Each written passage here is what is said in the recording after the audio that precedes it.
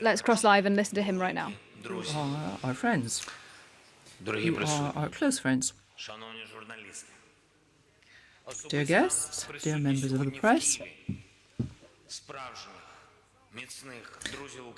your presence here today in Kiev, and in particular the presence here, the presence of Poland and of Lithuania, testifies to their support, their important support that they're granting to our country when it's going through difficult times.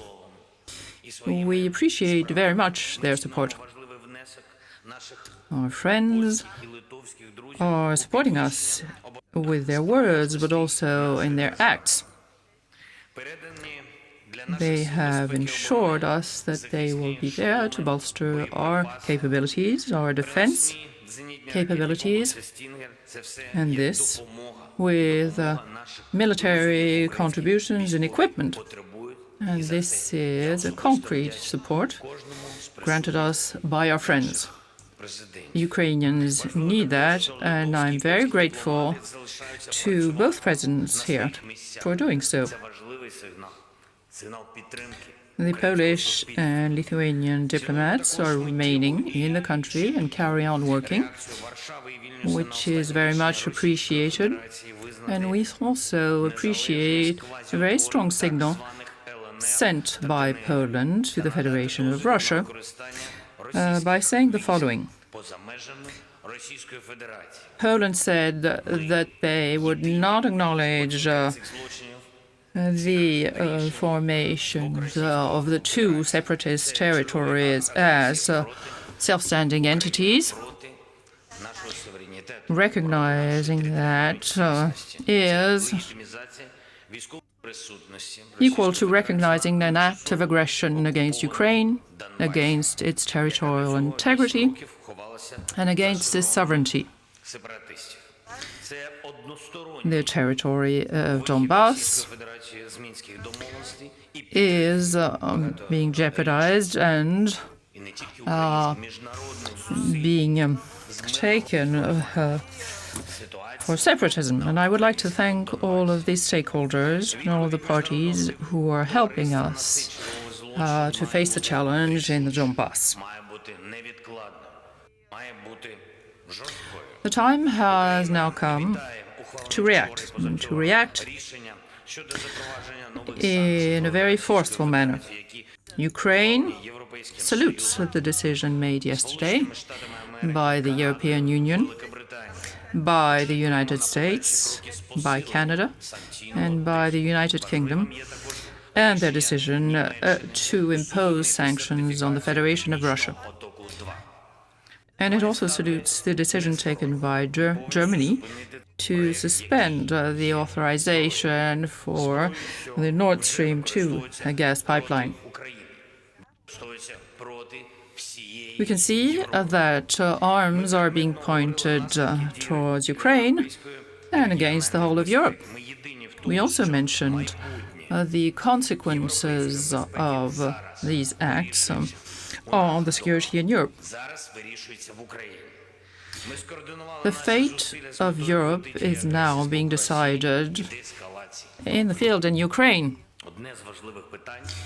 We are now discussing possible decisions that can be taken to react to the decisions and acts taken by Russia. We also realize the importance of the mission conducted by the OSCE, and we very much appreciate the role taken on by Poland presiding and chairing over the OSCE.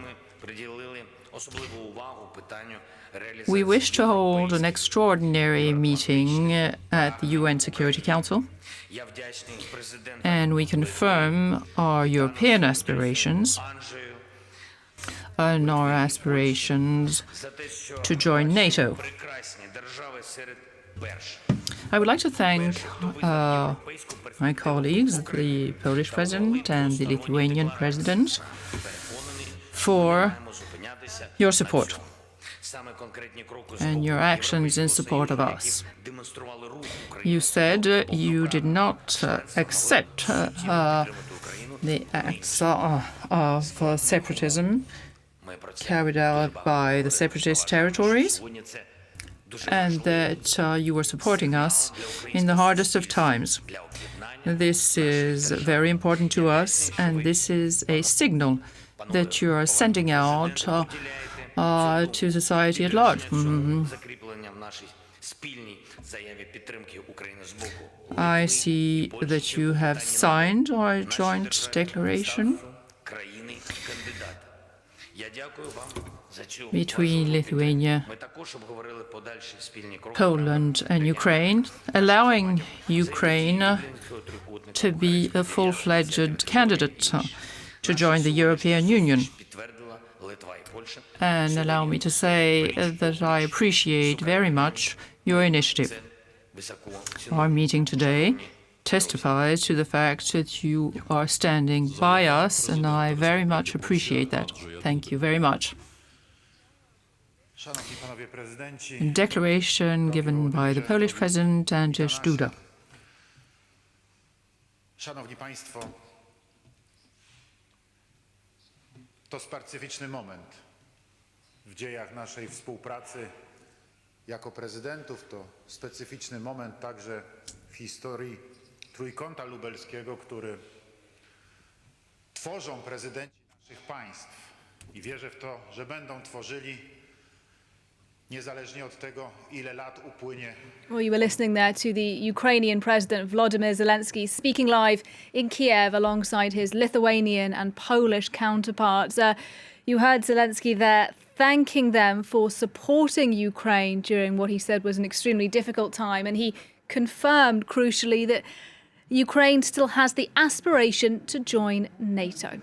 Well, listening to that with me was our Foreign Affairs editor, Philip Turl. And Philip, I mean, what did you make of what Zelensky had to say? I mean, it's a repetition of what we've heard before, but clearly he's not backing down in the face of that Russian pressure to say the country won't join NATO.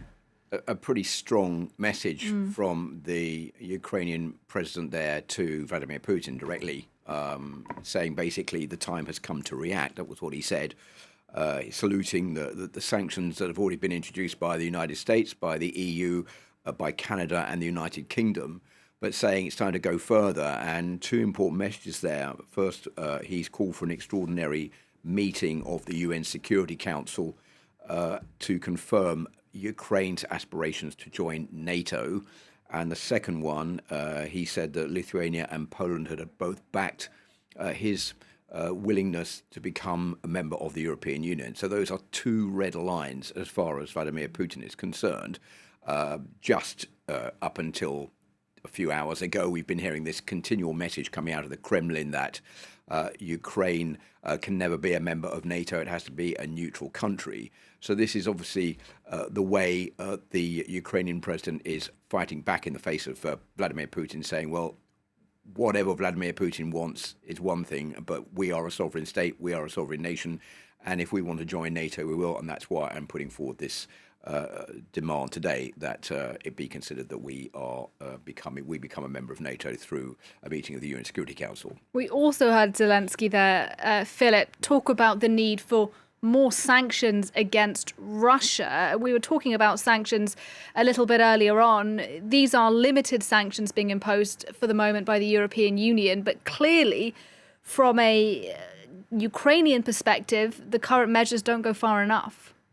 I think that what Volodymyr Zelensky would like is for much tougher sanctions to come in to hit Russia. The problem, as I was saying before, a little bit earlier on, is that the West is worried that the sanctions will have a knock-on effect on their own economies. And they're keeping some sanctions back because they don't know what Vladimir Putin is going to do. It's a cat and mouse game, if you like, between will he invade or not? Is he sending in these peacekeepers, which will be armed forces to take control of Donbass? We don't really know what Vladimir Putin is planning. Will he try to go as far as Kiev and take control of the whole country? It's all a bit unclear. And so until the West knows exactly what the Russian president's intentions are or his final intentions are, they're not going to impose all the sanctions on him. For the simple reason that if they do, that will be more or less a green light for Vladimir Putin to say, well, I've got nothing left to lose. OK, I can go ahead and do what I like now. And I think the only way that I think the West feels that Vladimir Putin is going to react and maybe not go all the way is through financial sanctions. And one of them that they haven't introduced so far is the refusal for Russia to use the SWIFT banking transfer mode for money transfers around the world. If that is taken away from Russia, that will seriously handicap Russian business. That is one of the arms that's being kept behind the scenes, ready to impose on Russia if need be at the moment. Philip Tell, thanks very much indeed for your analysis on what we just heard there live out of Kiev. And